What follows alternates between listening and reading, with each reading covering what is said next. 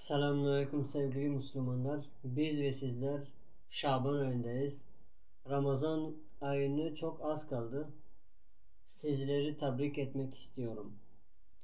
Tüm Müslümanların mübarek Ramazan ayını kutlar. Allah'tan bizleri ibadette ve oruçta başarı bahşetmesini dilerim. Ve size Resulullah sallallahu aleyhi ve sellem'den bir hadis-i şerif söylemek isterim. Resulullah Efendimiz sallallahu aleyhi ve sellem şöyle buyurdu: oruçlunun susması tesbih ve uykusu ibadet,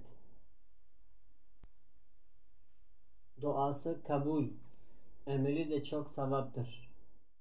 Ramazan ayı girdiği zaman rahmet kapılar açılır, cehennem kapılar kapanır ve şeytanlar zincire vurulup Allah Resulü sallallahu aleyhi ve sellem diyor ki Ramazan'da 4 sözü çok fazla tekrar edin.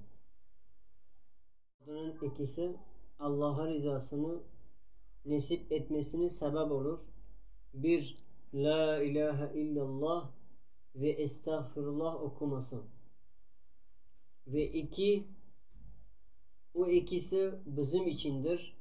Yani bizim için başka çaremiz yoktur. Allah'tan cennete istemek ve cehennemden kurtulmasını istemek. Yüce Allah'ım cennete bize versin ve cehennemden bize kurtarsın. İnşallah.